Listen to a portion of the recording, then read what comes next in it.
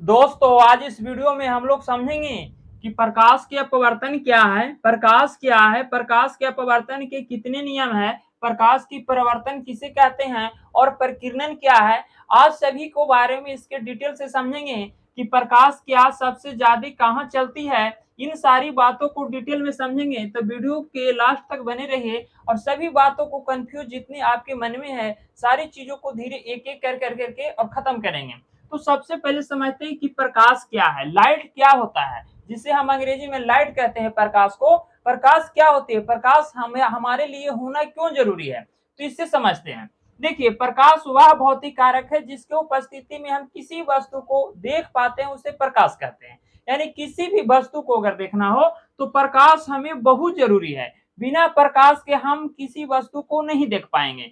अब हम समझते हैं कि प्रकाश कैसे जरूरी है। एक मान लिया जाए कि प्रकृति का मुख्य प्रकाश का स्रोत सूर्य है, जो सूर्य से आने वाली प्रकाश पूरी दुनिया को मिलती है। लेकिन अगर हम आर्टिफिशियल प्रकाश की बात करें, यानी मानव निर्मित प्रकाश की बात करें, तो बिजली का बल्ब, मोमबत्ती, इन सारी चीजों से भी प्रकाश मिलती है। तो जो प्रकाश मिलती है तो उसमें क्या होता है कि किसी न किसी माध्यम से हमें किसी भी वस्तु को देखने के लिए हमें प्रकाश की जरूरत है। हम मान लिया जाए कि अंधेरा कमरा हो यानी घर हो, उसमें सारी तरफ से दरवाजा को बंद कर देते हैं और जब रात के समय में यानी कोई लाइट नहीं जलाया जाता है तो उस अंधेरे में रखे किसी सामान को नहीं देख पाते हैं। तो इसीलिए प्रकाश हमें देखने की यानी संवेदना पैदा करती है, यानी देखने में प्रकाश हमें मदद करती है, इसीलिए प्रकाश हमें आवश्यक है। अब प्रकाश से हम किसी वस्तु को कैसे देखते हैं पहले से समझते हैं। मान लिया जाए कि हम टॉर्च जलाएं, तो टॉर्च जलाएं तो प्रकाश पहले उस वस्तु पर पड़े और पड़ने के बाद उसके बाद रिफ्लेक्शन हुआ यानी प्रकाश का परावर्तन हुआ और परावर्तन होने के बाद हमारी आंखों पर पहुंची, उसके बाद हम किसी वस्तु को देख पाते हैं, तो उसी को कहते हैं प्रकाश का परावर्तन। तो सबसे पहले तो समझे कि प्रकाश वह भौतिक कारक है जिसकी उपस्थिति में किसी वस्तु को देख पाते हैं, प्रकाश कहते हैं। लेकिन प्रकाश में सभी माध्यमों में चाल अलग अलग होती है। जैसे हम जानते हैं कि प्रकाश की चाल 3 × 10⁻⁸ मीटर पर सेकेंड होती है, यानी 3 लाख किलोमीटर एक सेकेंड में चलती है प्रकाश। 3 × 10⁸ मीटर पर सेकेंड होती है, एक सेकेंड में 3 × 10⁸ मीटर चलती है। इसकी रफ्तार होती है, लेकिन इसका रफ्तार सबसे ज्यादा होती है तो निर्वात में होती है। जो निर्वात जहां कोई वातावरण नहीं है, जहां वैक्यूम है, यानी कोई उसमें नहीं वायुमंडल है, नहीं तो हवा है, नहीं तो वहां पानी के बूंदे के वाष्पीकृत है, नहीं तो वहां धूल कण है, उसी को कहते हैं निर्वात। निर्वात में हम किसी वस्तु को यानी किसी के द्वारा कहा हुआ बातों को नहीं सुन सकते, क्योंकि वहां ऑक्सीजन नहीं है, वातावरण नहीं है। जब तक वातावरण नहीं रहेगा, जब तक यानी वहां हवा नहीं रहेगा, जब हम किसी बातों को नहीं सुन पाएंगे।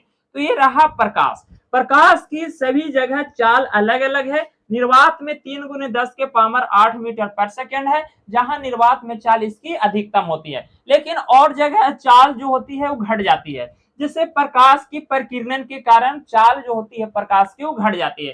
क्योंकि जब प्रकाश आते है हमारे वायुमंडल में, तो हमारे पृथ्वी के ऊपर अनेक वायुमंडल है।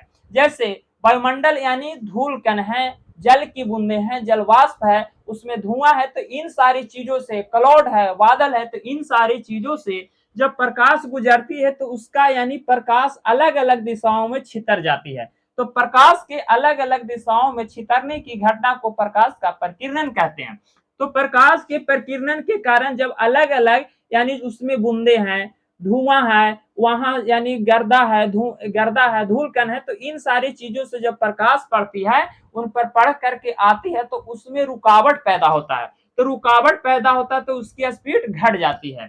जैसे हम जानते हैं कि कहीं अगर जाम में फंस जाते हैं तो उसकी स्पीड घट जाती है, लेकिन अगर वही जाम अगर कहीं नहीं रहे तो उसकी प्रकाश की स्पीड बढ़ जाती है। ये तो रहा प्रकाश की, यानी प्रकाश अगर विरल माध्यम में है तो स्पीड ज्यादा रहेगा, संघन माध्यम में जाएगा तो स्पीड घट जाएगा। लेकिन यहीं से शुरू होता है प्रकाश के अपवर्तन। अब प्रकाश के अपवर्तन किसे कहते हैं इसे समझते हैं।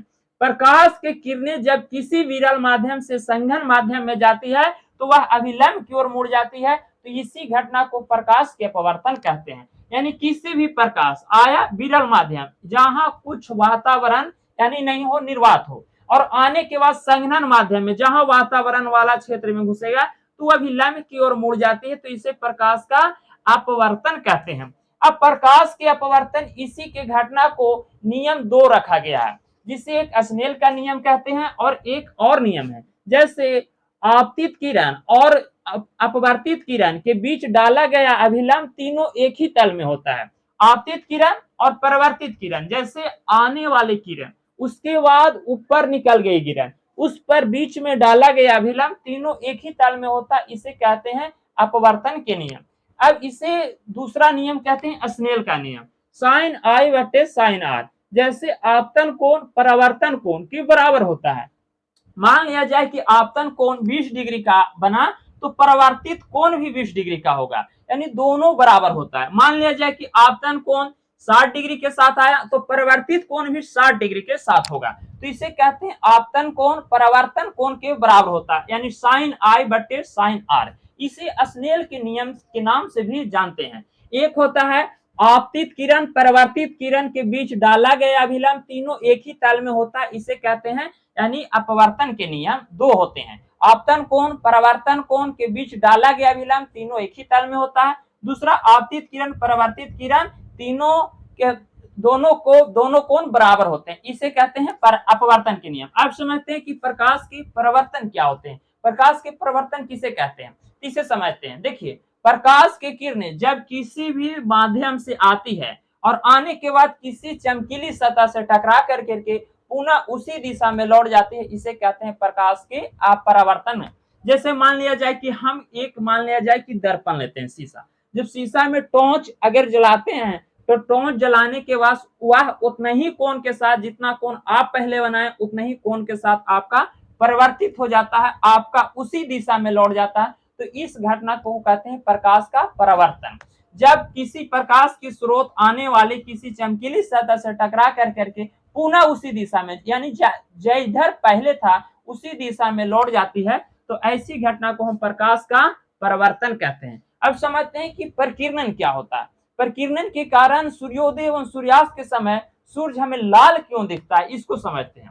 देखिए, सूरज उगते समय और सूरज डूबते समय लाल दिखता है, लेकिन दोपहर के समय वही सूरज हमें उजला दिखता है, सफेद दिखता है। तो हम सभी लोग जानते हैं कि सूरज के प्रकाश में 7 रंगों का मिश्रण है।